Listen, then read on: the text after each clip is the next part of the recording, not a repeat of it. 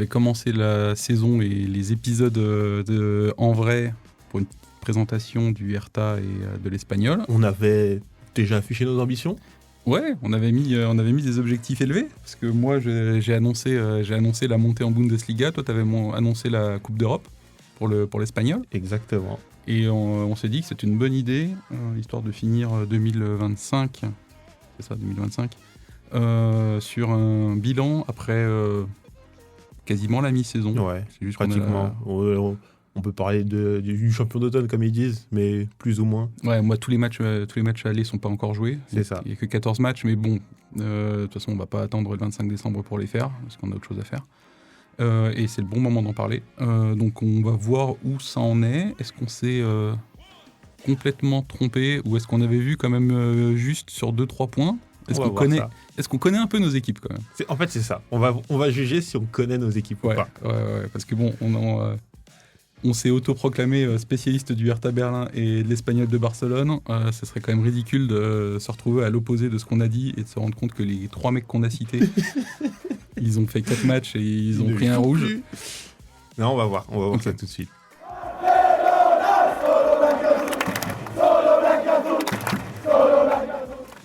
Commence par quoi ? Commence par l'Espagnol ? On peut commencer par l'Espagnol. On va surtout commencer déjà. Est-ce que j'annonce tout de suite le classement ou on laisse ça pour la fin ? Bah non, on peut commencer le classement parce qu'en plus c'est un truc, c'est le petit parallèle qui est plutôt sympa et pour le coup on a plutôt bien choisi nos équipes et on a bien fait d'en parler.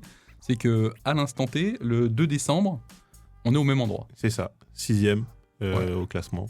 Alors après je sais pas toi si t'es loin de devant. Ouais. Bon en même temps c'est pas le même championnat on va dire. Voilà. Parce que là on est 6e, j'ai plus les chiffres exacts mais je crois qu'on est à 7 points du 5e. Non. Ouais, peut-être quelque chose comme ça. Bon, ça fait déjà un peu loin. Donc le premier, j'ai pas envie de te dire de bêtises, mais on est bien loin du premier. Mais c'est un très, très bon début de saison. Ça rejoint ce que j'avais annoncé, donc la course pour l'Europe. On a bien commencé. En comparaison, par exemple, l'année dernière, les 3 premiers matchs, c'était 1 point. Cette saison, on est à 7 points sur les 3 premiers matchs. Donc, on a fait un bon début. Ouais, je pense que ça a bien lancé aussi la saison. Ça a bien lancé par rapport à l'objectif que j'ai annoncé. Attention, hein. Le club n'a rien annoncé. Il faut savoir ça aussi. C'est ce qui est très drôle. Mais on est sur un début de saison plutôt réussi. Avec des défaites au total 4, dont 3 contre des clubs qui sont au-dessus. Donc, ça a du sens. Ouais, c'est les défaites classiques quand t'es en Espagne et que tu joues le Real, le Barça et l'Atlético. C'est plus ou moins ça. Nous, on a eu de la chance, c'est que le premier match, on a joué l'Atlético, on les a battus. Donc on s'est évité celle-là, mais on s'est mangé le Real, on s'est mangé Villarreal, on s'est mangé Betis. Et ça, malgré tout ce qu'on peut dire, c'est quand même des équipes qui sont vraiment au-dessus. En Espagne, il y a 2 championnats en réalité. Bon, ouais. Je pense que ça, tout le monde l'a remarqué. Ouais, quand t'es 5e, ça veut dire que t'es qualifié dans le championnat des gens normaux. Quoi. C'est ça. Ouais. Et alors, si je reprends un peu de mémoire, parce que j'ai pas réécouté l'épisode, mais si je reprends de mémoire au niveau des joueurs que t'avais cités. Ouais. Il y avait d'abord déjà le capitaine, il y avait Ravi Puado. Exactement, Ravi Puado. Je suppose qu'il a pas déçu complètement. Ça dépend. Ravi Puado, il y a eu un petit souci, c'est que le match contre le Betis, il s'est blessé. Donc on est à 2 buts pour le moment, peut-être 1 ou 2 passes D, quelque chose comme ça. Mais ce qui m'a vraiment fait mal surtout, c'est que cette saison, il a raté son premier penalty de sa carrière. Aïe. Et ça se passe contre le Betis Séville. Et c'est le match où donc, on perd à la dernière minute. Il aurait pu marquer le but de l'égalisation, si je ne me trompe pas. Il se blesse je ne sais pas si c'est sur le match ou la séance d'après, mais en tout cas, après ce match-là, il n'a plus joué. Et là, il est blessé au genou jusqu'à une durée indéterminée, en tout cas, de ce que je sais. Donc, ça fait mal. Ça fait mal. Et on a de la chance. On a quelques joueurs qui tiennent la baraque, mais c'est sûr que c'est pas facile. Ouais, on est en train de regarder. Je regardais pendant que tu étais en train de parler, là, je cherchais un peu. Ouais, je vois, ça fait 6 matchs de suite qu'il n'est pas là. C'est ça. Ça fait beaucoup. Ouais. Et pour le coup, ça se ressent quand même dans le jeu. Beaucoup dans le jeu, dans l'attitude.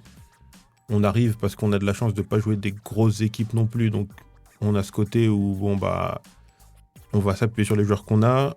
Il y a un joueur qui était un peu inattendu au niveau du mercato, c'est Kike Garcia qui est arrivé. Bon, à ce moment-là, on se dit tous qu'il est un peu en fin de carrière. Il va être là pour remplir l'effectif. Et au final, maintenant que Podo il est pas là, ça nous fait plaisir d'avoir un petit Kike. Faire le taf. Et il fait le boulot et il a encore marqué la semaine dernière au moment où on parle. Il nous a fait gagner contre le Celta. Donc c'est vraiment, il y a Peremia qui marque des buts. Il y a Fernandez dont j'avais parlé aussi, qui en a mis 2 pour le moment sur la saison, qui fait quand même des bons matchs en moyenne. C'est un joueur qui a besoin quand même qu'on gagne pour bien jouer. Quand on est dans le dur, il est dans le dur. C'est un peu chiant. Mais devant c'était ces joueurs-là que j'avais annoncé. Il y a un joueur je crois qu'on n'en a pas parlé, ou t'en as pas parlé dans l'épisode 1, ou en tout cas je crois que ou alors si tu le cites c'est parce qu'à l'époque il était parti. C'est Coléocho, c'est ça? Ouais, parce que je crois qu'on en parle quand on parle du fait que je sais même pas s'il a été on l'avait laissé dans l'épisode que le propriétaire de Burnley devenait le propriétaire de l'Espagnol. Donc Coléocho il est revenu. Moi j'ai ma petite retenue sur le garçon parce que il est parti quand on est descendu, il revient là maintenant qu'on a le vent en poupe. Voilà, mais pas exceptionnel pour le moment. Ça reste un très bon joueur de football, donc il n'y a pas de souci là-dessus. Mais il y a 3 joueurs du même profil qu'on a maintenant. Donc c'est Dolan, Coléocho et il y en a un autre, je ne sais plus comment il s'appelle parce qu'il ne joue pas. Là, il est droit, je vois Rofre Carreras, je vois Antonio Roca. Roca joue. Joffre, ces derniers temps, je ne l'ai pas beaucoup vu. Sinon, c'est Javier Hernandez. Ouais, il joue pas. Mais en tout cas, même s'il n'y a pas 3, en tout cas, il y a Dolan qui a le même style en plus, la même dégaine. Donc on peut un peu les confondre. Et c'est le même football. L'un comme l'autre, c'est bien, mais pas sans plus, quoi, pour le moment. Et je pense que c'est ce qui manque beaucoup pour le moment à l'Espagnol, c'est qu'on a un milieu de terrain qui se connaît. C'est les mêmes joueurs depuis un bon bout de temps maintenant. On a une défense qui évolue avec des nouvelles arrivées, mais qui joue très bien ensemble. Et par contre, devant, on sent que c'est toujours les mêmes qui doivent faire le boulot, et c'est souvent l'attaquant de pointe. Ouais. Donc, si on revient... Et puis l'attaquant de pointe, pour l'instant, c'est soit un retraité, un quasi-retraité de 36 ans, et soit un jeune qui est encore pas vraiment aguerri à ce championnat-là. Et je sais pas si j'en avais parlé, je pense que je l'ai quand même mentionné dans l'épisode 1, mais on passe on a souvent eu ce problème-là à l'Espagnol parce que c'était José Lu, Raúl de Tomás, tous ces joueurs-là qui sont des attaquants de pointe. Une fois qu'ils sont pas là, ça devient dur. Retour sur terre, quoi. Ouais. Et attends, il y avait parce que je vais continuer parce que je me souviens qu'il y avait des noms aussi que tu avais cités. Il y avait le petit El Hilali, non, latéral droit. Omar El Hilali qui fait son bout de chemin. Là, je pense qu'il a une petite pression ces derniers temps parce qu'il y a la CAN qui arrive. Il parle avec le Maroc. Il parle avec le Maroc, normalement en tout cas. J'ai pas vu la liste parce que les listes sont sorties, je crois. Mais j'ai pas regardé. De ce que je sais, c'est qu'il est censé en tout cas être pris avec le Maroc. Le problème, c'est qu'il est arrière droit. C'est tout ce que ça veut dire. C'est que tu regardes Achraf Hakimi depuis le banc. C'est ça, et sauf qu'Hakimi maintenant il vient de se blesser. Ouais. Donc ça devient peut-être un peu tendu. Je suis curieux maintenant, j'ai envie de voir. Ouais, à vérifier. Mais en tout cas. Je profite de l'épisode un peu plus décousu que ouais, y a pas de souci. Pour chercher, mais est-ce qu'il y a des latéraux droits marocains autres que ces deux-là Mazraoui, il joue gauche ou droit? Il joue quand il a le temps, Mazraoui. Mazraoui, je suis descendu du train. Mazraoui, au moment où il a joué au Bayern, au moment où il a signé au Bayern, je me suis rendu compte qu'il est pas si fort que ça. Ouais, je pense qu'il avait l'aura de l'époque Ajax où ils avaient tous l'air incroyables à ce moment-là et maintenant quand ils sont tous un peu sortis de l'Ajax. C'est bizarre. Hein. Ouais. Parce que vraiment, pour le coup, je pense qu'on peut en parler aussi de cet Ajax-là. Du coach à tous les joueurs, ils sont tous passés par là et tous, dès qu'ils sont partis, on s'est dit pas si faux au final. Mais en tout cas, pour revenir à El Hilali, il fait une saison moyenne, on va dire. Pour la Liga, c'est plutôt bien. Pour son niveau, je dirais que c'est moyen parce que je pense qu'il est vraiment bon. Il nous a coûté, il n'y a pas si longtemps que ça, un but un peu bête. Donc il a encore des errements. Il prend un carton bête aussi dans la saison. Mais c'est pas grave. Au final, c'est moi qui prends les petits points. Mais au final, c'est un bon arrière-droit qui est toujours là, qui fait tous ses matchs et sur qui on peut compter. Ouais, mais ça reste un latéral droit de 20 ans, 22 ans. C'est ça. Tu sens que il est encore jeune. Maintenant, là, s'il a de la chance de pouvoir jouer pendant la CAN, prendre un peu d'expérience, enchaîner, si on finit par se qualifier en Europe, l'année prochaine, jouer plus de matchs dans la saison. D'ici 2 ans, il retourne parce qu'il est né à Madrid, je crois. Il retourne au Real et allez, ça part. Ouais, il retrouvera peut-être un joueur du Hertha dont je parlerai après, mais j'espère pas. C'est sûr qu'il le retrouvera. Je suis dégoûté. J'ai pas envie qu'il le retrouve. Après, sinon, il y avait Carlos Romero dont j'avais parlé. Ouais. Latéral gauche, c'est ça ? C'est ça, latéral gauche. J'aurais dû ramener le maillot pour le podcast, pour l'épisode. Il fait un très bon début de saison. Je crois qu'il est sur un truc genre 2 passes D, 2 buts en arrière-gauche, des matchs de fou. Ça, tu l'avais annoncé, ça, qu'il est capable de faire beaucoup de stats. C'est ça. Et parce que vraiment, c'est un joueur, il a beaucoup de capacités, il a du bon volume. Je sens qu'il fatigue un peu en arrivant sur l'hiver. Mais on est sur quelqu'un qui, comme je disais dans l'épisode 1, il défend, il attaque, il sait faire les deux, il sait être méchant, que ce soit devant le but ou quand il défend. Il est bien accompagné derrière. Il y a un petit jeune, un Allemand d'ailleurs, j'ai plus le nom, parce que j'ai pas envie de l'écorcher non plus. On va regarder. On regarde. C'est Clemens Riedel. Exactement. Ah ouais, qui vient de Darmstadt. Okay. Clemens Riedel qui fait du bien. Parce que je pense qu'on le sait tous, en Espagne, le football, ça se joue vraiment balle du sol, il faut être technique, etc. Et on a enfin un défenseur qui n'a pas peur de balancer un ballon devant quand il faut. Et ça fait plaisir, ça aide. Ça ne nous permet pas d'avoir la possession. Quand on regarde les matchs de l'Espagnol, si jamais vous voulez vous brancher sur un des matchs de l'Espagnol, vous allez voir qu'on ne tient pas le ballon. On est dans nos 20 derniers mètres. Mais quand Clémence il envoie un ballon là-bas, qu'on fait remonter le bloc et qu'on arrive à récupérer le ballon assez haut, on a nos milieux de terrain qui font le boulot, on a un attaquant qui peut marquer devant. Donc vraiment, c'est une bonne équipe qui a été faite par Monsieur González. Et surtout, j'en parlais dans l'épisode 1, Joan Garcia, il est parti, pardon. On a pu le voir avec Barcelone, il s'est blessé. On a vu l'impact que ça a eu sur les résultats du FC Barcelone.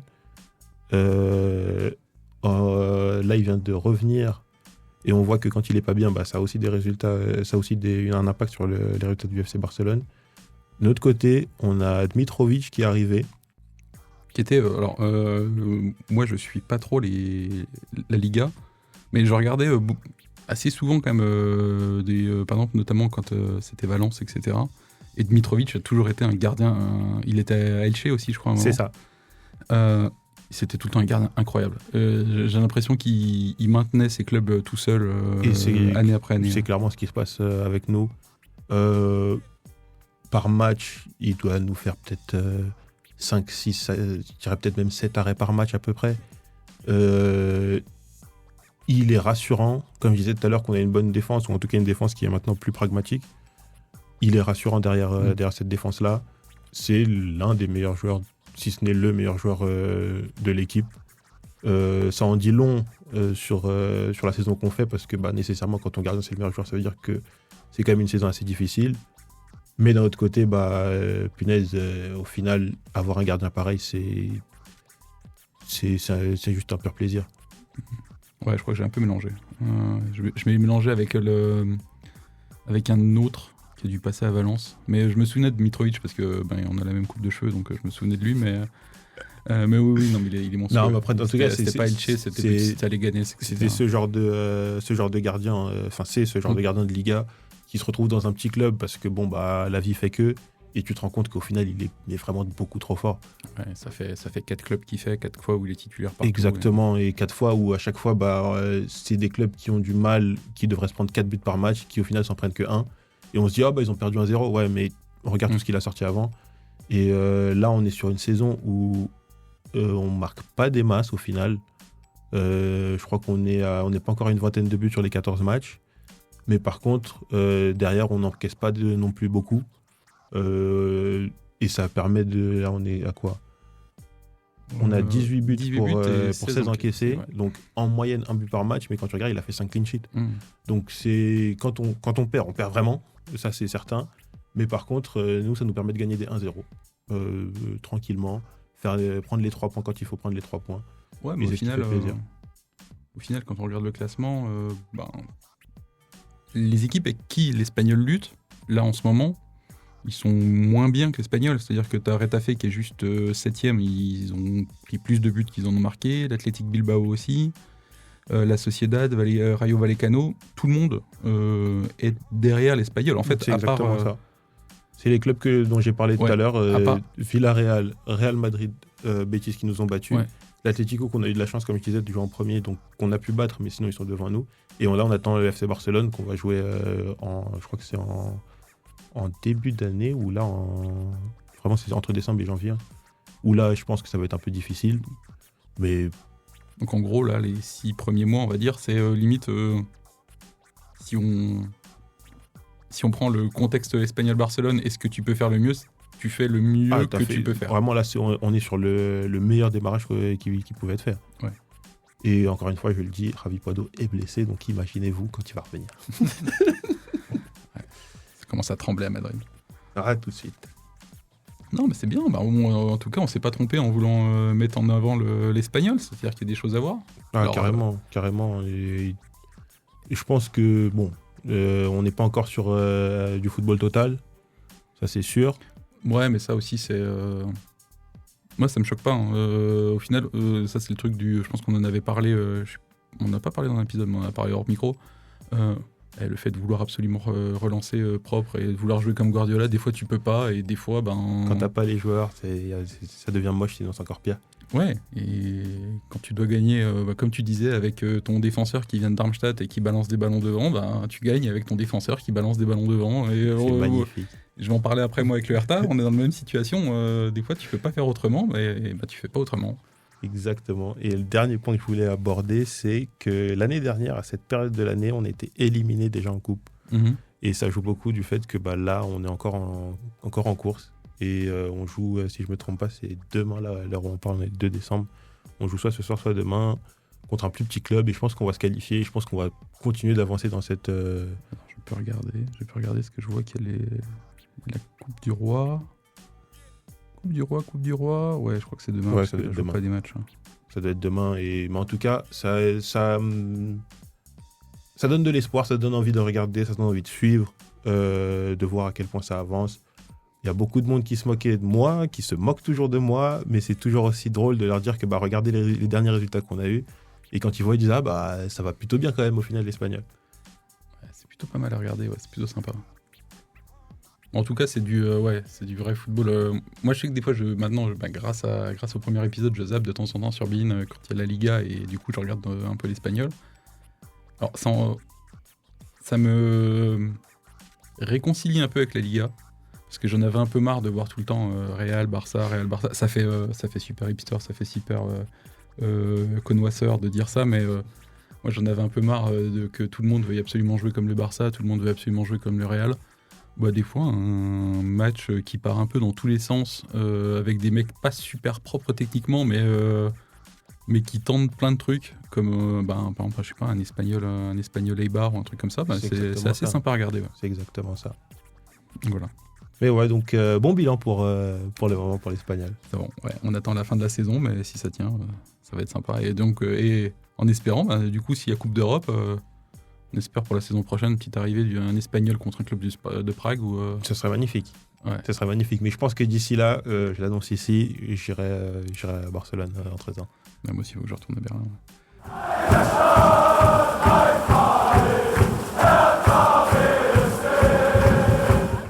Avant que tu retournes à Berlin, dis-nous tout comment ça se passe là-bas. Comment ça se passe? Alors, comment ça s'est passé? On peut même... la première partie de saison, on peut la couper en deux. Ça commence avec beaucoup d'espoir, parce que j'avais parlé dans le podcast de la montée. C'était l'objectif. Donc on devait monter, c'était annoncé.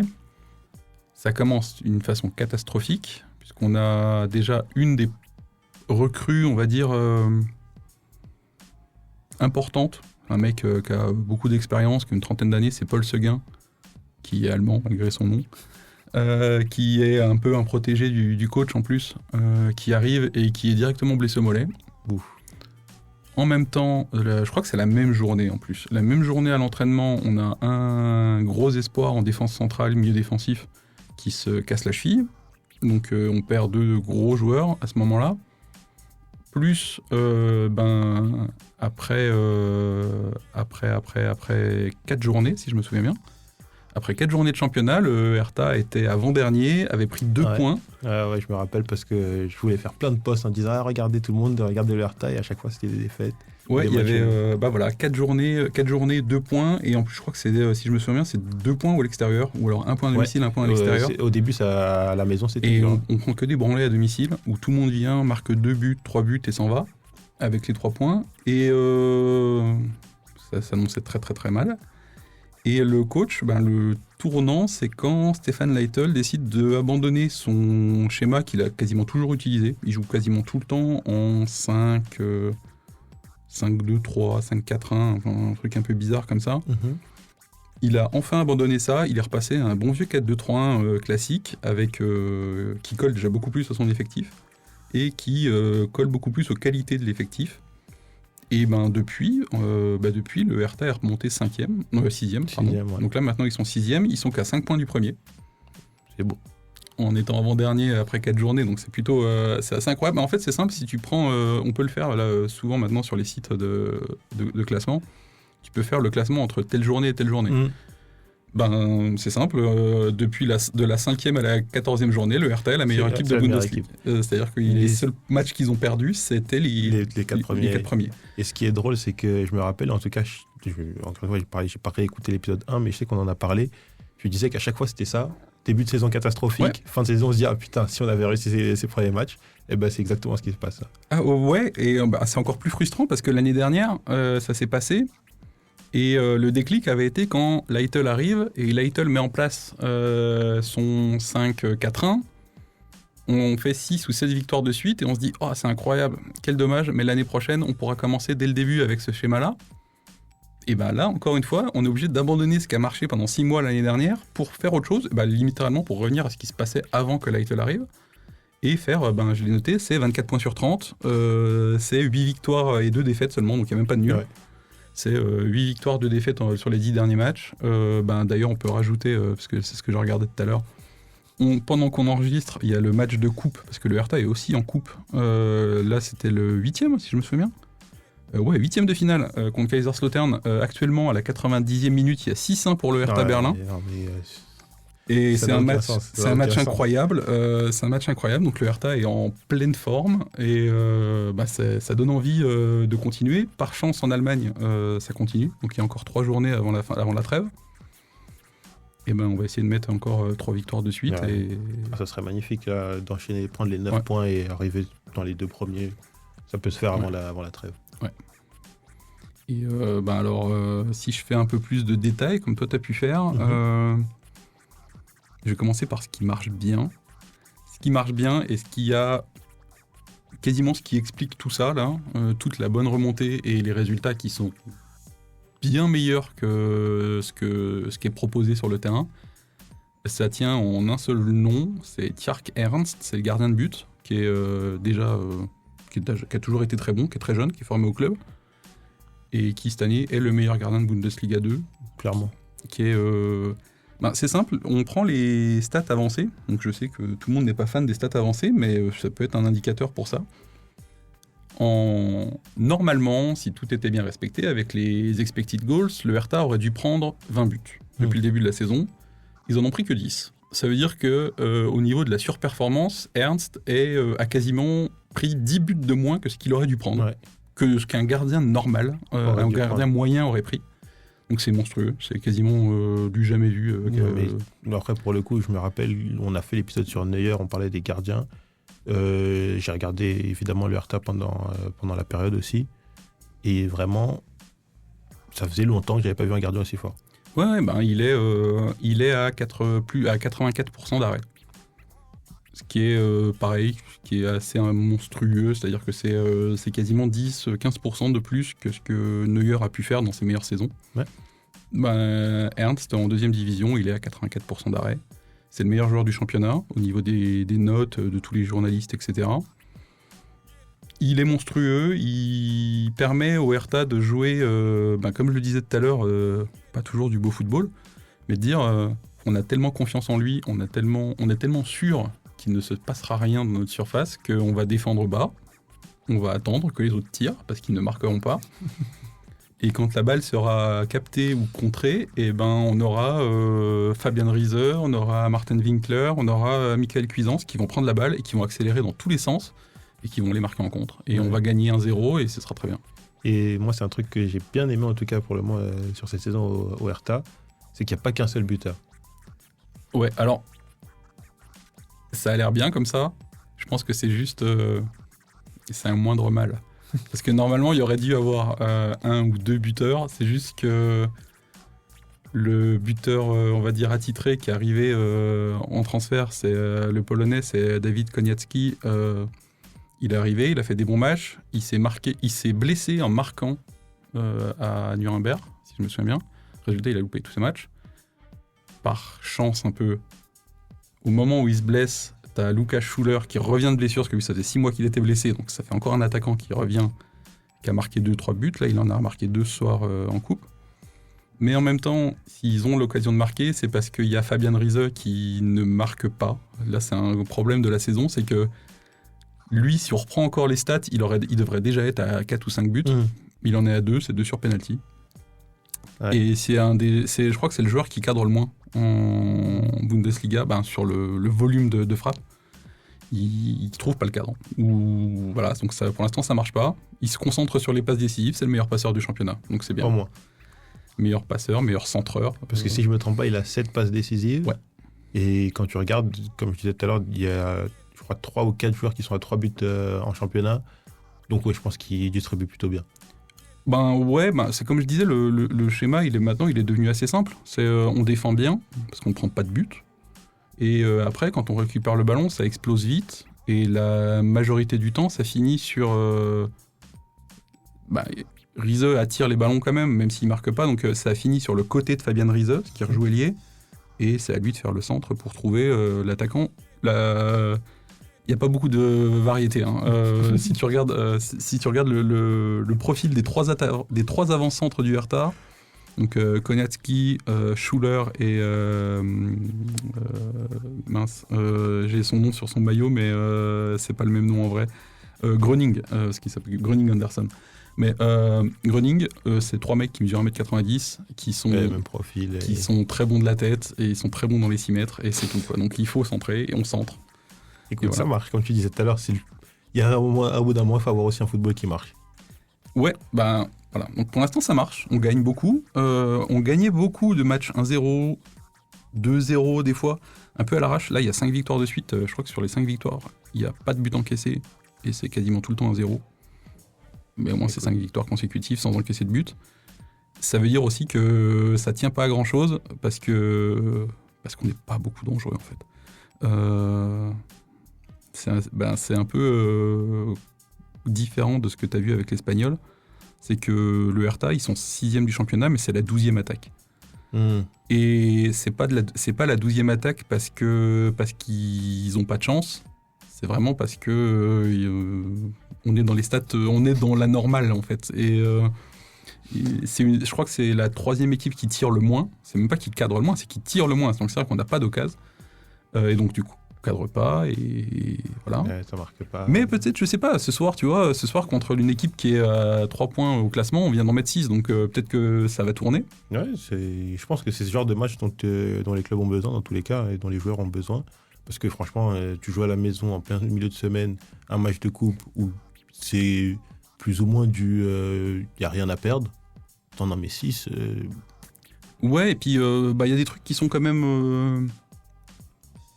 Il y a des petits signes, des petits moments qui laissent espérer quand même. Parce que je disais tout à l'heure que Kognatski s'est blessé en marquant. Il a loupé 6 matchs à peu près. Il revient la semaine dernière, le week-end dernier. Il revient de blessure, donc après 6 matchs. Il rentre à la 75e, à la 85e, c'est lui qui marque pour gagner 1-0. Donc ça veut dire qu'il est encore là pour marquer. Il a remarqué ce soir en rentrant en coupe. Schuller, qui n'a pas joué pendant 6-8 mois, dès qu'il revient, il a marqué 2 buts importants. Et donc il est tout de suite là, il est tout de suite présent. Gröning, qui a marqué aussi ses 3 buts tout le temps. Au final, on n'a pas beaucoup d'occasions, mais... j'ai pas l'impression, en regardant, parce que j'ai quasiment regardé tous les matchs ces 6 mois-là, j'ai pas l'impression de voir des attaquants qui sont complètement perdus et qui sont pas là. C'est juste que ça se met en place, ça se met de petit à petit en place et on voit vraiment des progrès. D'une semaine à l'autre, on voit que l'équipe devient vraiment intéressante. Et là, en plus avec la victoire ce soir, là, de 6-1, j'ai envie de voir le match prochain pour voir ce que ça donne. Et par ça, il y avait quel autre joueur, à part Fabian Riese, dont tu nous avais parlé, que tu avais évoqué dans l'épisode 1, et qui ont soit répondu aux attentes, ou soit qui sont toujours dans le dur? Alors, je me souviens plus exactement qui j'avais... Alors déjà, si, il y en a 2. Donc, il y en a 2 que j'avais évoqués et qui n'ont pas joué, ou quasiment pas. Il y avait Boris Mamouzeloum, donc le milieu défensif formé au club, un des joueurs formés au club, parce que alors c'est un point, ça c'est ce qui me surprend un peu quand personne... parce que j'ai l'impression qu'absolument aucun... J'ai vu aucun article, même en Allemagne, sur ça. C'est que j'ai rarement vu, à part si on compare avec le Barça de l'époque, une équipe avec autant de joueurs formés au club jouer sur le terrain régulièrement. Parce que le Hertha Berlin est... je crois qu'il y a la moitié de l'effectif, la moitié du 11 toutes les semaines, qui vient du centre de formation. C'est à cause des finances, mais c'est assez incroyable. Mais en tout cas, voilà. Mamouzeloum, lui, il n'a pas beaucoup joué, et j'avais parlé d'Ajvazi aussi, qui venait de signer son contrat pro. Parce que, en fait, j'avais parlé d'eux, parce qu'ils étaient un peu jeunes, ils avaient 18 ans, 19 ans, ils commençaient à arriver dans l'équipe première, et surtout, je pensais que Kenneth Eichhorn, il était trop jeune. Parce que quand on a fait l'épisode 1, Kenneth Eichhorn, il avait 15 ans et 11 mois à peu près, je pense. 15 ans et 11 mois, 15 ans et 15 jours, et 11 mois et 15 jours à peu près. Je me suis dit, non, c'est bon, et ça on en parlera peut-être dans l'épisode 25, dans l'épisode 25 quand on lancera la saison suivante, ou dans 2 ans, mais on va laisser le temps aux 2 autres de jouer. Et non, en fait, Kenneth Eichhorn, dès qu'il a eu 16 ans, dès qu'il a eu le droit, donc il a fêté ses 16 ans, dès le week-end, je crois que c'était 2 jours après, il était sur le banc en Bundesliga 2, il est rentré, et dès la semaine d'après, il était titulaire en championnat. Et au final, c'est-à-dire que les autres n'ont jamais joué. Ouais. En plus des retours de blessures, comme je disais, de Seguin, etc., qui prennent... Et de Diego Demme aussi, un ancien qui a joué au Napoli, à Leipzig, etc. Il n'y a plus de place au milieu de terrain, en fait. Ouais. Eichhorn, il s'est installé, les autres aussi, et donc Ajvazi, Mamouzeloum, il faudra juste qu'ils attendent. Ouais, ils vont devoir attendre derrière le petit, là. Mamouzeloum est rentré 2-3 fois, Ajvazi, je crois qu'il n'a même pas vu... Je crois peut-être qu'il a été 1 ou 2 fois sur le banc, mais il n'est jamais rentré en Bundesliga encore. Et ce qui est bien pour eux, c'est que normalement, si tout se passe bien, la place va se libérer bientôt. Ouais, alors c'est un gros problème. Après, il y a beaucoup de rumeurs sur Kenneth Eichhorn, parce que oui, être quasiment titulaire indiscutable à 16 ans, comme dans un club comme le Hertha, c'est assez monstrueux. Il y a tous les clubs. C'est quoi, il y a 2 semaines, j'avais mon Instagram en feu parce qu'il y avait l'impression que tous les jours, un nouveau club européen découvrait Eichhorn. Donc un coup, c'était le Real, le Barça, Manchester United. Non, tout le monde le voulait, oui, même les clubs en Allemagne, évidemment le Bayern, parce que le Bayern veut tout le monde, oui. Évidemment Francfort, parce que Francfort veut acheter un mec pour le revendre 200 millions après. Moi, j'espère qu'il va rester encore un petit peu. Il va pas faire sa carrière au Hertha. Non, ça c'est certain. À moins que le Hertha devienne incroyable et aille rivaliser avec le Bayern dès l'année prochaine, mais j'y crois peu. Le problème, c'est que le Hertha a besoin d'argent. On a beaucoup besoin d'argent, comme toujours, depuis qu'on a quasiment fait faillite. Donc ça va être compliqué de dire non au Real Madrid ou même au Bayern, quand le Bayern va arriver avec 30 millions, 25 millions. Et ça me fait chier parce que j'ai pas envie de voir Eichhorn assis sur le banc avec Mastantuono et Hendrik. Après, c'est malheureux, c'est moche à dire dit comme ça, mais c'est un petit peu l'avenir de toutes les pépites. Parce que là, tu me parles de ça et ça me fait penser, ils vont reprendre l'option sur Nico Paz, qui est en train de faire des super saisons. Là, c'est la deuxième saison de suite qu'il fait à Côme, où il est incroyablement fort. Il va arriver au Real, il va pas jouer, mais bon, écoute. Ouais, bah oui, surtout sachant qu'ils ont déjà pris Mastantuono, qui a exactement le même profil. C'est le même, mais un an de plus jeune, ouais. Exactement. Bah, là, le truc, c'est qu'en plus, j'ai peur pour sa carrière à Eichhorn, parce que les gens... Alors, je pense que là, c'est le problème à la fois des réseaux sociaux et des articles très vite rédigés alors que personne ne regarde les matchs. Il y a eu énormément d'articles ces dernières semaines où il y avait écrit « Oh là là, il y a un jeune milieu de terrain allemand, un peu milieu défensif. Il est blond, il a fait une roulette contre Nuremberg, ça a fait le tour d'Instagram. C'est le next Toni Kroos, c'est incroyable. » Si on voit écrit Next Toni Kroos, ça veut juste dire qu'ils ont soit jamais vu jouer Toni Kroos et certainement plus jamais vu jouer Kenneth Eichhorn, parce qu'il n'y a absolument aucune comparaison possible. Clairement, c'est juste, pour l'instant, c'est juste le next. On en parlait tout à l'heure, c'est juste le next Emre Can pour l'instant, parce qu'il est, style-là. Ouais, il est très puissant, il a beaucoup d'endurance, il n'hésite pas. Ben, c'est le joueur qui prend le plus de cartons jaunes de Bundesliga 2. Je crois qu'il a joué, donc du coup, il a joué 10 matchs ou 11 matchs. Il a déjà pris 6 jaunes. Parce que, oui, c'est pas Toni Kroos. Toni Kroos, il prenait pas de jaune, il défendait pas. Mais Emre Can, ouais. C'est ce qui m'a marqué avec lui quand j'ai regardé ses matchs. C'est que c'est vraiment tout en puissance. Et donc, je comprends tout à fait les fautes qu'il fait, parce que il y a des moments où, logiquement, il y va beaucoup trop fort et que ça vaut carton jaune et que machin, etc. Ouais, mais c'est, comme tu as dit, c'est profil Emre Can, donc puissant, athlétique et plus technique que les gens qui ont ce physique-là. C'est ça, en fait. C'est juste qu'il est, il est techniquement assez propre pour faire plus que tous les mecs qui peuvent rivaliser physiquement. Et tous les mecs plus techniques, de toute façon, il les détruit physiquement parce qu'il va courir plus fort, il va courir plus vite, il va courir plus longtemps, il va sauter plus haut. C'est un peu une machine. C'est clairement une machine, on peut le dire. Pour le coup, le garçon, c'est une grosse machine. Ouais, et c'est ça qui est impressionnant. Voilà, on va faire un spécial un peu Kenneth Eichhorn, mais faut pas l'imaginer comme un génie du ballon. C'est juste un gamin de 16 ans quand il joue, on a l'impression de voir un joueur de 28-29 ans. Qui est déjà devant tout le monde. Ça reste, encore une fois, moi, je vais faire mon vieux suiveur du football allemand. Au final, Toni Kroos, c'était un peu une anomalie. Là, on est beaucoup plus dans tout ce que l'Allemagne a pu faire avant, même un Michael Ballack, même un Lothar Matthaus.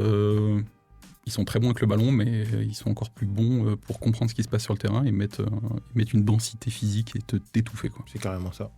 Donc voilà. Donc le Hertha, j'ai tremblé énormément après les 4 premières journées. Je me suis dit que la saison allait être catastrophique.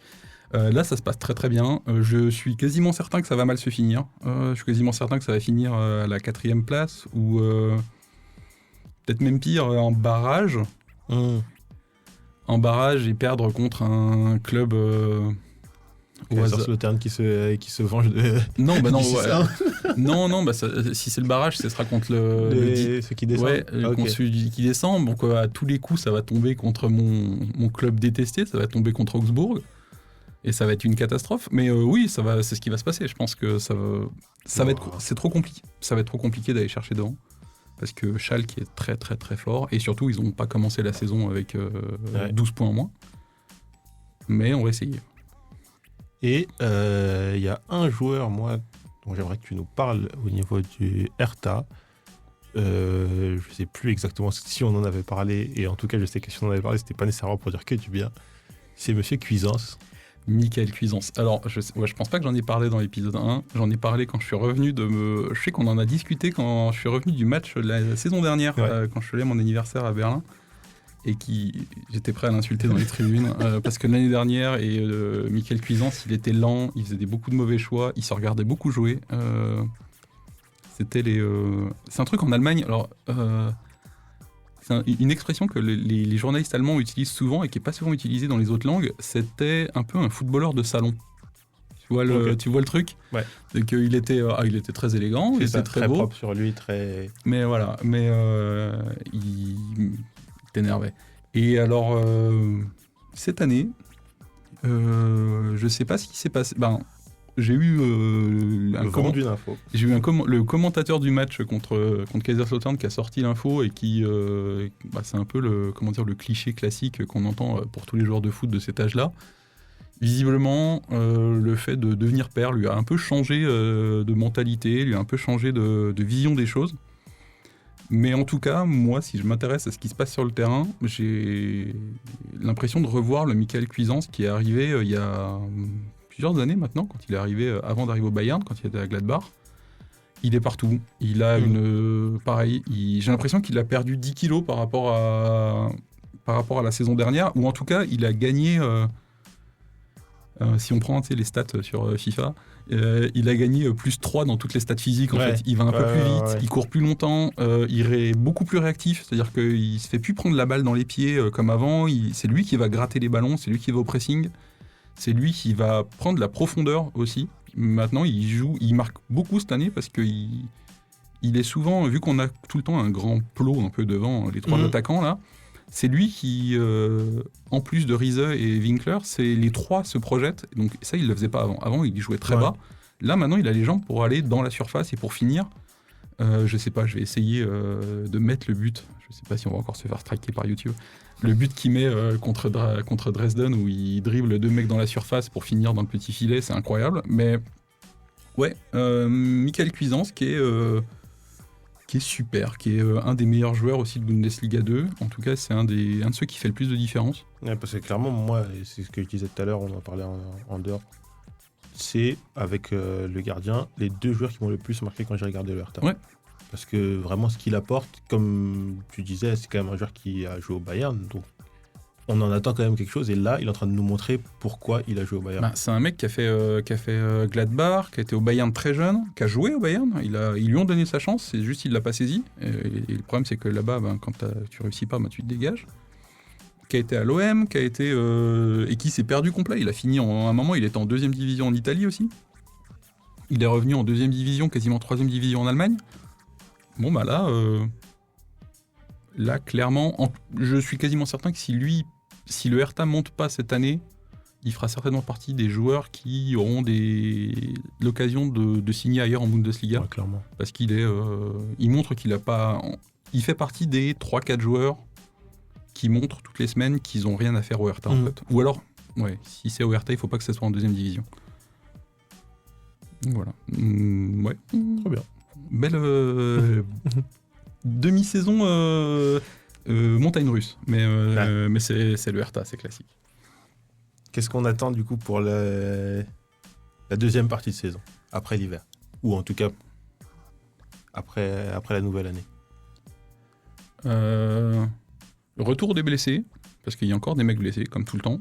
Donc ça va donner encore plus de choix à l'entraîneur. Et surtout, ça veut dire que physiquement, on va pouvoir encore plus faire tourner. Mettre 2-3 mecs frais à la 70e, 80e pour encore plus mettre de rythme dans les matchs. Et ça va être vraiment intéressant. Parce que c'est déjà là-dessus que le Hertha fait la différence. Et là, ça va être un bonus encore plus.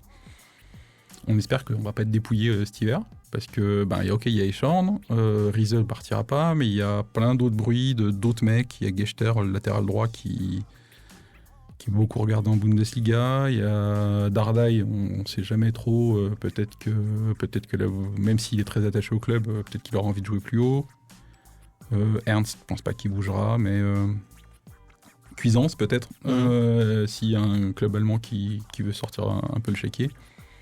C'est ça qu'on espère, que personne ne parte. Ou si personne ne part et qu'on continue de gagner des matchs comme ça et qu'on se régale, ça va être bien. One, two, three, four.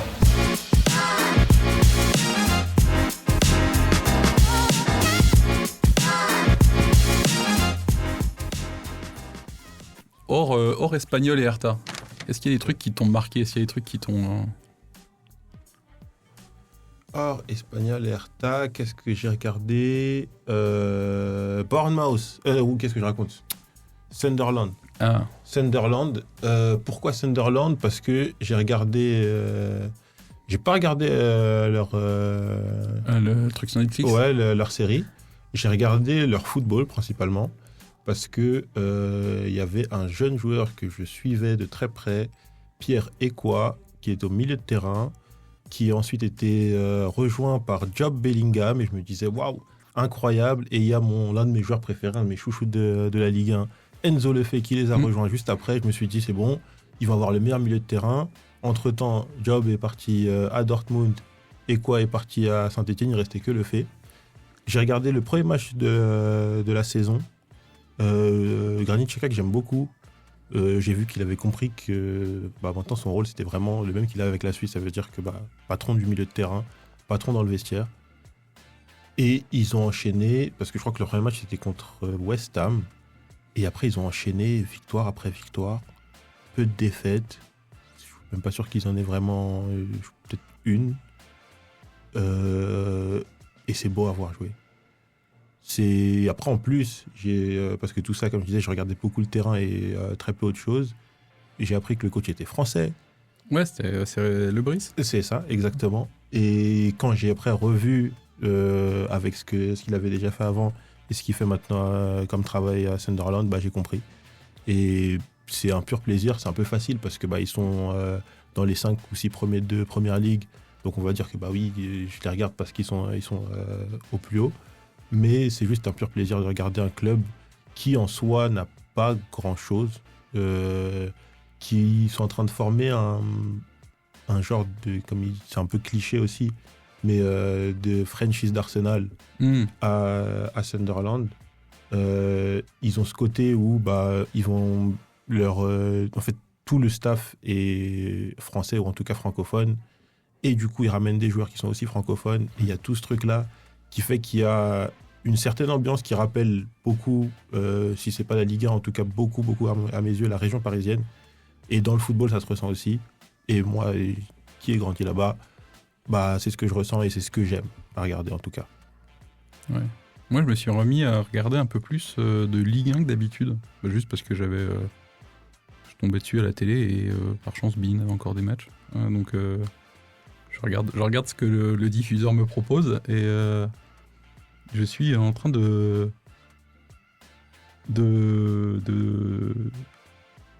m'attacher à cette équipe de Lens qui est incroyable.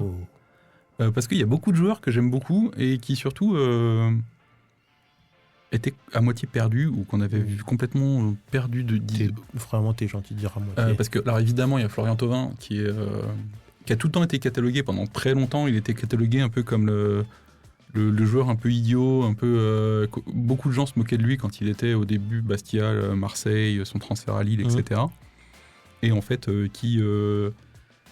c'est très drôle, j'ai l'impression qu'il a débloqué une nouvelle skin en Italie, il a débloqué le skin cheveux mi-longs, bandeau dans les cheveux, et tout de suite tu te transformes en Francesco Totti ou en autre joueur un peu dans le même style. Mais en tout cas, c'est ça, c'est-à-dire qu'il est maintenant, il est devenu un milieu offensif, encore un peu ailier, mais milieu offensif incroyablement efficace, mais aussi super élégant, super beau à voir jouer. T'as l'impression qu'il peut toujours créer un truc. Il est plus dans le je dribble tout le temps, mais il fait des passes incroyables. C'est un bonheur de le voir jouer. il y a un mec que j'aimais beaucoup il y a très longtemps et que même moi j'avais perdu de vue. Je savais même pas ce qu'il était devenu. C'était Malang Sarr, leur défense centrale. Malang Sarr qui était parti, je sais plus, à Porto ou un truc comme ça. Chelsea aussi, ouais, il vient de Chelsea, je crois. Il revient de Chelsea. Et il est là, et en fait, il a enfin retrouvé comment jouer au foot. Il y a un gardien que j'ai connu quand il était à Dijon, parce qu'il avait été prêté par Strasbourg, c'est Romain Risser, qui avait été le grand artisan de la très bonne saison de Dijon, parce qu'il était très fort. Et il était très fort en national, il est très fort en Ligue 1, et ça fait très... Et j'ai un peu de peine pour lui, parce que le mec, il est vraiment... je crois, né à Strasbourg, c'est un vrai Alsacien, il est vraiment attaché au Racing. Il s'est fait dégager par Chelsea, par Bluco, parce qu'il fallait faire de la place à tous les gardiens de Chelsea. Au final, c'est pas plus mal, il est premier de Ligue 1 avec Lens, et bien fait pour tout le monde. Non, mais il y a plein de mecs comme ça. Il y a Mathieu Hudol qui a l'air d'avoir un pouvoir assez magnifique, c'est-à-dire que Mathieu Hudol, à chaque fois qu'il se pète le genou, il revient plus fort. Donc ça fait quoi ? Ça doit faire 3 fois qu'il se fait les croisés. À chaque fois, il revient meilleur que... Avant qu'il se fasse les premiers croisés, il était limite défenseur central à Metz en 2e division. Il se casse 2 fois, 3 fois le genou. Maintenant, il est latéral gauche de Lens, premier du championnat, et clairement, il ferait pas tâche dans une sélection. Donc, voilà, cassez-vous le genou, parce que je sais pas. Mais... Non, en tout cas, il faut avoir son kiné. Ouais, donc c'est assez incroyable. Non, mais il y a plein de joueurs comme ça. Il y a Hudson-Edouard qui avait disparu aussi, qui revient. Et il y a Pierre Sage qui avait été viré comme un malpropre de Lyon et qui refait des trucs incroyables avec Lens. Non, cette équipe est super. Je pense pas qu'ils iront au bout parce que le PSG reste le PSG et le PSG, on sait qu'à un moment ou à un autre, ils vont accélérer et ils vont gagner 8 matchs de suite et ils finiront champions et ce sera bien joué pour eux. Mais pour l'instant, ils se régalent et ça fait plaisir. En fait, c'est ça, comme tu dis, c'est une aventure à suivre. Même si, comme tu dis, ils n'iront pas nécessairement au bout, ils vont pas finir champions. Mais au moins, il y a ce truc de c'est une bonne équipe à suivre pour cette saison. Ouais, et surtout, ça montre que quand tu bosses bien, la Ligue 1 en général, là, en ce moment, c'est pour ça que je voulais en parler un peu en bref, où on vrac de tout le reste, hors Hertha et Espagnol. J'ai l'impression que cette année, il y a beaucoup de clubs en Ligue 1 qui bossent bien, qui font des trucs qui peuvent paraître soit bizarres, soit un peu au rabais parce qu'ils n'avaient pas de thunes. Au final, ils ont bien bossé, ils ont eu des bonnes idées. Bon, il y a aussi des ridicules, il y a aussi des gens qui font n'importe quoi. Il y a Nice, il y a Nantes, etc. Mais il y a des clubs qui bossent bien. Bon, il y a Lyon qui fait un peu n'importe quoi aussi, mais c'est pas grave. Et c'est pour me faire plaisir, ça, mais c'est autre chose. Ouais, non, mais voilà. En tout cas, il y a des Lens fait partie des équipes qui se fait plaisir et à chaque fois que je suis tombé sur un match de Lens, j'ai adoré les regarder. Ouais. En plus, le stade est trop bien, tout le monde est trop bien, les maillots sont jolis, ça fait une bonne ambiance. Non, c'est trop bien. Ça se comprend. Et moi, ce qui m'impressionne, c'est qu'à chaque fois, ça fait quoi ? Ça va faire 2 ans maintenant, Lens ? 2-3 ans ? Tous les ans, ils perdent des mecs et on se dit vraiment comment ils vont les parler. Ouais. Par exemple, quand ils ont perdu Fofana, quand ils ont perdu... l'été dernier, ils perdent Andy Diouf, qui part à l'Inter. Final, parce que, comme tu dis, il y a eu Fofana, il y a eu Klaus, il y a eu Diouf, et au final, Ouais, puis je pense qu'on en oublie d'autres, mais là, clairement, Andy Diouf, il est sur le banc à l'Inter, il doit certainement choper froid à l'heure actuelle. Et les mecs qui l'ont remplacé à Lens, on a déjà oublié Andy Diouf, on a déjà oublié Seko Fofana à Lens. Mais bien sûr. Donc, Mais parce que là, ça me fait penser, il y avait même Openda qui était là-bas. Et c'est des joueurs, Fofana qui est revenu en Ligue 1 là, qui fait ce qu'il fait à Rennes. Mais moi je suis pas... En tout cas ça marche pas déjà avec le coach. Donc déjà ça c'est déjà compliqué. Ouais. Mais c'est parce que je me rappelle que Fofana c'était pour moi, si ce n'est pas le meilleur, en tout cas l'un des meilleurs joueurs de Ligue 1, hors PSG évidemment. Et quand il est parti, je me suis dit c'est bon, Lens c'est mort. Pas possible de se relever par rapport à ça. Regarde. En tout cas, ça bosse bien. Ça fait plaisir de voir des clubs qui bossent bien et qui font pas n'importe quoi. Et c'est l'épisode. Je pense que c'est un peu la thématique de l'épisode parce que au final, l'Espagnol n'a pas fait n'importe quoi parce qu'ils sont exactement comme tu disais. Ils font le mieux qu'ils peuvent faire. Ils peuvent pas aller plus haut parce que ce serait ridicule d'aller plus haut, mais ils sont devant tout le monde. Le Hertha, qui moi m'a habitué à faire du n'importe quoi au quotidien, bah au final, Ouais, c'est plutôt. si on gagne les 2 prochains matchs, on est dans le trio de tête et ça va jouer la montée. Et là, juste pour citer les dernières équipes, Sunderland, Lens, c'est des équipes qui bossent bien. Et... Exactement. Non, mais voilà. Donc ça prouve que quand on fait pas n'importe quoi, on peut se faire des trucs sans dépenser 800 millions. Et c'est ça que j'allais dire, c'est que ça n'a pas l'air si compliqué quand on voit ces clubs-là, parce que il n'y a aucun de ces clubs qui a dépensé des centaines et des centaines de millions. C'est vraiment que des clubs qui ont une stratégie. Tu sais, par exemple, je pense que si tu compares, alors les contextes sont différents et peut-être que ça aurait pas pu se faire à l'inverse, mais je pense que Lens a dépensé moins d'argent pour Florian Thauvin que Lyon pour Pavel Souch. C'est fort possible. Fort possible. Et bon, après, c'était peut-être plus compliqué de faire venir Thauvin à Lens, à Lyon pour l'historique, etc. Ouais, mais c'est vrai que. Après ça, Souch, Carabès, on en parlera peut-être un moment. Mais... Ouais, non, mais voilà, donc il y a des clubs qui bossent bien et ça. Non, clairement, ça donne aussi, pour le coup, ça me donne envie encore plus de regarder du football. Parce que c'était par exemple quelqu'un comme Mathias Soulé qui m'a fait revenir à un football un peu plus niche, on va dire. Quand il était à Frosinone, je le regardais Frosinone quand il jouait à 12h30 contre le Torino. Quelle que soit ma situation, j'allais me brancher là-dessus. Là, on parle de joueurs qui sont, que ce soit à Portsmouth, à Lens, à Huerta ou à l'Espagnol, par exemple. C'est des joueurs qui, on sait tous, qui sont au niveau pour aller jouer plus haut. Et on peut en profiter là maintenant quand ils sont dans des plus petits clubs, dans des plus petits championnats et surtout avec des cadres qui leur permettent de s'épanouir pleinement. Ouais, bah c'est ça. Donc voilà, donc message pour les joueurs pros qui nous écouteront et on sait qu'ils sont nombreux. Arrêtez de vous cramer à aller sur le banc du Real Madrid ou de Manchester United. Restez dans vos petits clubs. Restez dans les clubs pour faire vibrer tout le monde. Faites-nous plaisir. Faites-nous plaisir. Regardez Florian Thauvin, regardez Fabian Riser, regardez Ravi Poido. Regardez comme ils sont heureux. C'est ça. Non mais et pour le coup, là ça me fait penser. Je suis beaucoup les réseaux du coup de l'Espagnol Barcelone.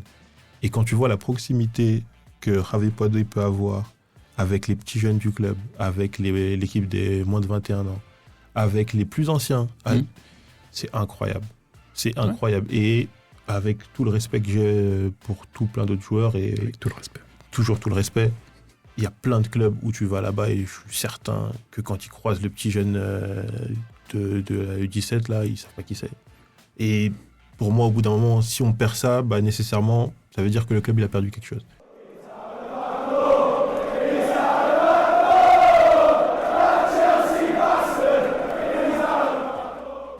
Fin de la review pour les 6 premiers mois. On en refera certainement une à la fin de l'année, soit pour fêter l'Europe et la montée, soit pour insulter encore une fois Augsbourg, parce qu'ils l'auront bien cherché. Non, puis je suis dégoûté parce qu'il y a un joueur que j'aime bien à Augsbourg. Il y a Fabian Rieder et j'espère qu'il va repartir.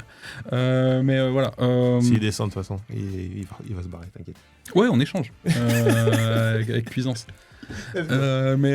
Voilà, on va retourner en regarder les matchs sur lesquels on aurait dû parler dans cet épisode, mais on est à la bourre pour les regarder. Non, mais t'inquiète, on va bien les regarder. En plus, là, ça tombe bien. Il y en a un, il est grave dans l'actualité, donc ça tombe parfaitement. Ouais, il a repris. Donc